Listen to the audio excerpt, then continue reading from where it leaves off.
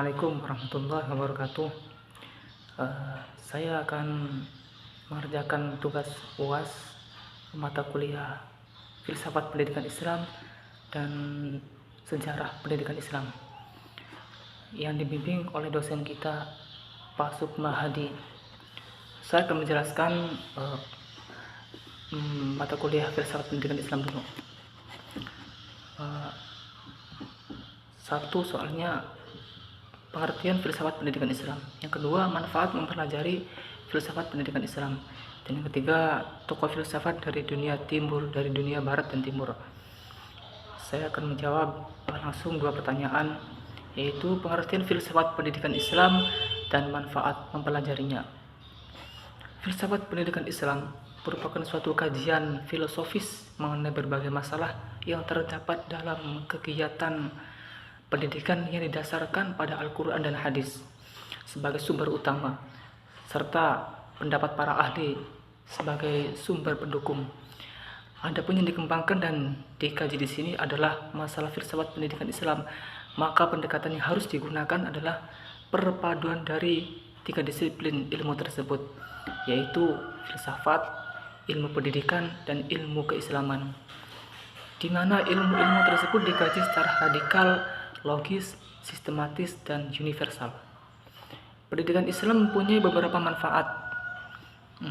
Ada 3 manfaat, yaitu manfaatnya pendidikan Islam dapat menolong para perancang pendidikan dan orang-orang yang melaksanakannya. Yang kedua, filsafat pendidikan dapat menjadi asas yang terbaik untuk penilaian pendidikan dalam arti yang menyeluruh. 3. Filsafat Islam akan menolong dalam memberikan pendalaman bagi faktor-faktor spiritual, kebudayaan, sosial, dan politik negara.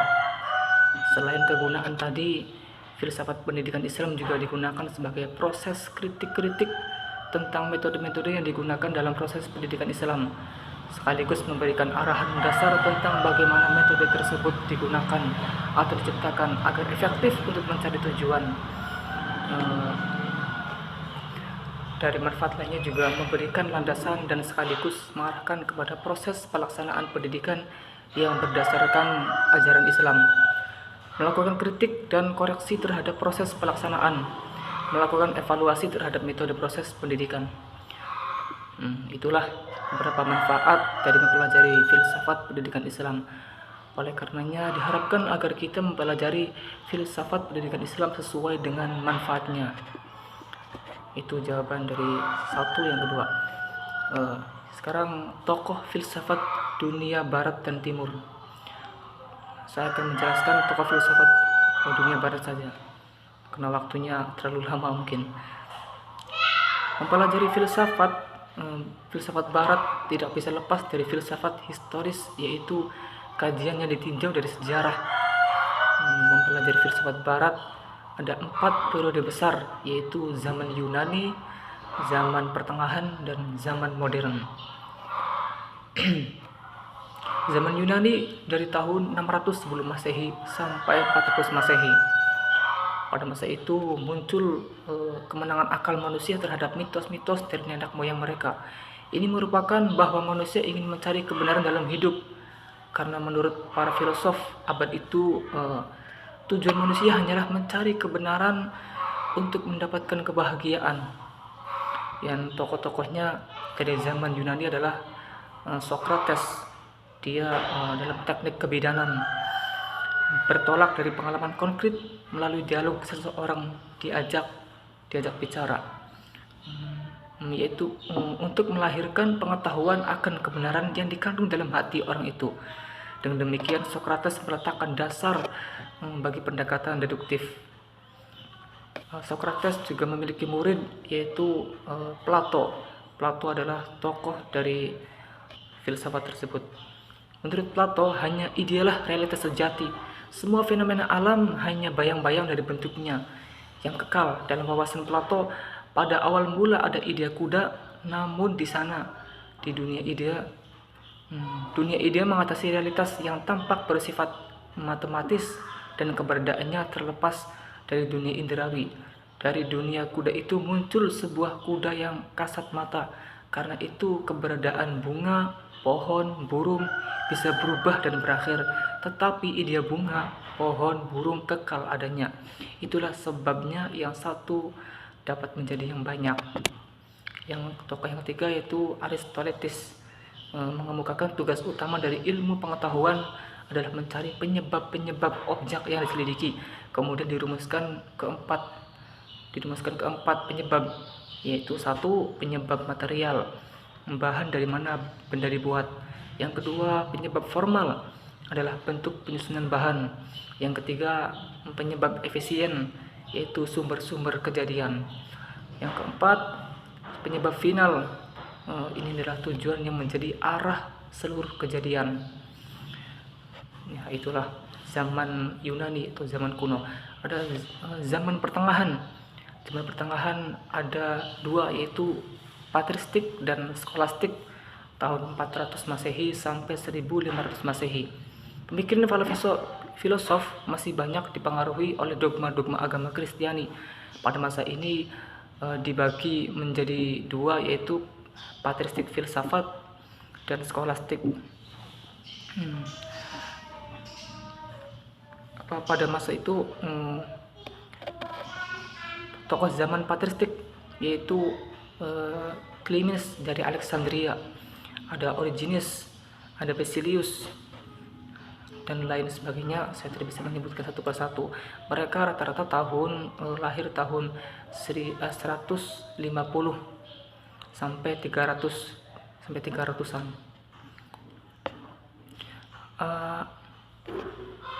Dan yang dari zaman dan yang lainnya juga ada Avicenna atau Ibnu Sina, lahir tahun 980 sampai 1037. Ada juga zaman modern. Pada masa ini filsafat barat mulai berkembang kembali. Terdapat masa peralihan disebut Renaissance yang melahirkan dua konsep, yaitu humanisme religius dan humanisme sekuler. Namun yang berkembang hanyalah humanisme sekuler yang akan cikal bakal lahirnya filsafat pada masa-masa berikutnya. Lahir dan berkembangnya tradisi ilmu pengetahuan, filsafat modern diawali masa Renaissance dan seterusnya zaman barok, zaman Aufklärung, dan diakhiri zaman romantik dengan tokoh filsafat modern Renaissance Johannes Kepler, Nicolas Machiavelli, Hugo de Groot, Thomas More, dan lain sebagainya. Mereka rata-rata lahir tahun 1500. Dan juga ada tokoh filsafat zaman barok, René Descartes, merupakan filsuf yang paling terkenal pada masa filsafat modern itu. Dia lahir tahun 1596 sampai 1650. Dia diberikan gelar sebagai bapak filsafat modern. Dia menjelaskan.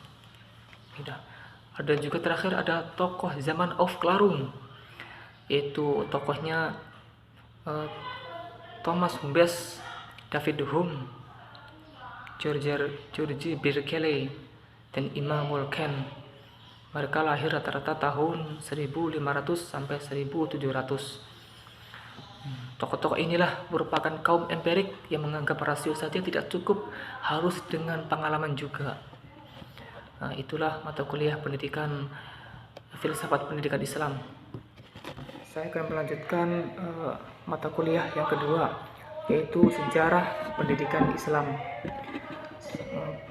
Soalnya apa itu sejarah pendidikan Islam? Yang kedua, bagaimana pendidikan Islam pada masa Rasulullah SAW, dan mengapa Rasulullah SAW dakwanya diawali dengan cara sembunyi-sembunyi. Dan yang ketiga, bagaimana pendidikan Islam pada masa Khulafaur Rasyidin. Saya akan menerangkannya satu persatu. Apa itu sejarah pendidikan Islam? Sejarah pendidikan Islam adalah keterangan mengenai pertumbuhan dan perkembangan pendidikan Islam dari waktu ke waktu yang lain, sejak zaman lahirnya Islam sampai dengan masa sekarang.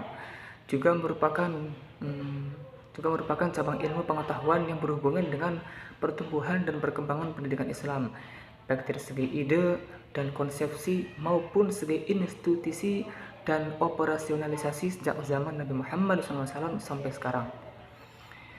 Yang kedua, pendidikan Islam pada masa Rasulullah SAW. Berbicara tentang sistem pendidikan pada masa Nabi Muhammad SAW, tidak terlepas dari misi kerasulan Nabi di bumi ini, yang dijelaskan dalam surat Al-Baqarah ayat 151. Sebagaimana kami telah menyempurnakan nikmat kami kepadamu, kami telah mengutus kepadamu Rasul di antara kamu, yang membacakan ayat-ayat kami kepada kamu dan mensucikan kamu dan mengajarkan kepada kamu Alkitab dan Al-Hikmah, yaitu As-Sunnah, serta mengajarkan kepada kamu apa yang belum kamu ketahui. Berdasarkan dari ayat tadi, ada 4 pendekatan yang digunakan Nabi Muhammad SAW dalam mengemban misi sebagai pembawa risalah di bumi ini. Dalam rangka mengembangkan dan mensyiarkan Islam, ada 4 hal yang ditekankan dalam ayat tadi, yaitu tilawah, takziyah, ta'lim Alkitab, dan Al-Hikmah. Bertolak dari pengertian sistem pendidikan yang telah dikemukakan dan di ayat tadi, ada komponen-komponen atau subsistem pendidikan Islam dari sistem pendidikan Islam yang dijalankan pada zaman Rasulullah SAW. Yang pertama itu komponen pendidikan Islam. Materi pendidikan Islam di zaman Rasulullah mempunyai perbedaan dengan pendidikan yang dilaksanakan di Mekah dan di Madinah. Materi pendidikan di Mekah, pendidikan Islam yang ditekankan oleh Rasulullah pada fase Mekah, yaitu 1. Pendidikan Tauhid. Dalam teori praktik, materi ini lebih difokuskan kepada pemurnian ajaran agama yang dibawa oleh Nabi Ibrahim yang telah banyak menyimpang dari yang sebenarnya. Inti dari ajaran tersebut adalah ajaran Tauhid yang terkandung dalam surat Al-Fatihah, surat Al-Ikhlas. Pendidikan Tauhid diberikan melalui cara-cara yang bijaksana menurut akal pemikiran dan mengajak umatnya untuk membaca, memperhatikan, dan memikirkan kekuasaan dan kebesaran Allah Subhanahu wa Ta'ala serta diri manusia sendiri. Kemudian beliau mengajarkan sebagaimana mengaplikasikan ajaran Tauhid tersebut dalam kehidupan sehari-hari. Yang kedua, ada pengajaran Al-Quran. Tugas Nabi Muhammad SAW di samping mengajarkan Tauhid juga mengajarkan Al-Quran, yang dirinci kepada materi baca tulis Al-Quran atau menghafal, dan materi pemahaman Al-Quran. Para sahabat berkumpul membaca dan memahami setiap kandungan ayat. Meskipun kenyataannya masyarakat Arab pada masa itu banyak yang ummi, artinya tidak membaca dan menulis. Hanya sebagian dari mereka yang dapat menulis dan membaca. Tradisi budaya lisan yang merupakan warisan budaya sehingga mereka dikenal sebagai orang yang kuat hafalannya, dan ini memberikan indikasi bahwa baca tulis belum membudayakan dalam kehidupan mereka sehari-hari. Ada juga pendidikan keagamaan, yaitu hendaklah membaca dengan nama Allah semata-mata. Jangan dipersekutukan dengan nama berhala, karena Tuhan itu maha besar dan pemurah. Sebab itu hendaklah menjauhi berhala-berhala itu sejauh-jauhnya. Ada juga pendidikan akliyah dan ilmiah, yaitu mempelajari kejadian manusia dari segumpal darah, kejadian alam semesta. Alam akan mengajarkan demikian itu kepada orang-orang yang mau menyelidiki dan membahasnya, sedang mereka dahulu belum mengetahuinya. Ada juga pendidikan akhlak dan budi pekerti, yaitu hendaklah suka memberi atau mengajar tanpa mengharapkan balasan dari orang yang menerima pemberian itu, melainkan karena Allah semata-mata yang mengharapkan keridhaannya. Dan yang sudah itu pendidikan pada masa Rasulullah SAW. Dan ada pertanyaan, mengapa dakwah Rasulullah diawali secara sembunyi-sembunyi? Mengapa Rasulullah SAW dalam dakwah pertamanya dilakukan secara diam-diam dan sembunyi-sembunyi? Rasulullah melakukan dakwah diam-diam dan sembunyi-sembunyi hanya kepada kerabat, keluarga, dan beberapa orang pilihan saja, seperti istrinya, anaknya, dan sahabat tertentu.